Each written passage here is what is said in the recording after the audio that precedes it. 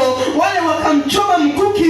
Ule mkuki ukiangalia ulitoa maji na damu. Maana yake kuna roho uzima anatoka katika maji, lakini kuna utakaso ambao unapatikana katika ile damu. Maana yake Yesu anazaa kanisa kwa gharama na uchungu. Ni wewe, mimi na wewe, mtu wa Mungu, ambaye tumepata neema ya kukombolewa na Yesu Kristo. Hiyo neema umeibebaje? Hiyo nafasi umeibebaje? Hiyo gharama kwa Yesu Kristo umeiwekaje, mtu wa Mungu? Ni usiku ambao Bwana anatamani kuona watu tukipanda mazao ya neema, mapando ambayo yatakwenda kuleta baraka na uwezesho. Lakini zaidi ya yote tutumie gharama katika kumtafuta Yesu aliye hai. Tumtafute Yesu aliye hai kwa sababu yeye ametumia gharama ya kuingia leba kulizaa kanisa hili. Haikuwa rahisi, haikuwa kwa akili zake, bali kwa sababu ya kuyatimiza maono ya Mungu aliye hai. Maana adui alipata nafasi, Yesu akaingia katika ulimwengu wa kiroho, akaingia gizani, akakubali kwenda kuichukua ile sanduku na kufungua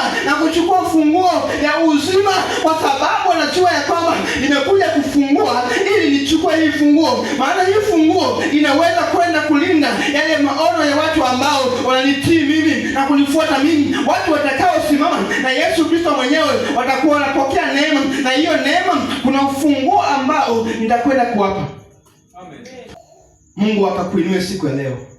Amen. Mungu akakufunue siku ya leo, ukaone namna gani unaweza kufunga maadui zako, namna gani unaweza kufunga maadui ambao wanakuharibu siku zote, kwa sababu tumepewa funguo na Yesu Kristo. Baada ya kulizaa kanisa, tumepewa mamlaka na uwezesho, tumepewa nguvu ya Roho Mtakatifu, ambayo hiyo nguvu tunapozungumza inatenda kazi.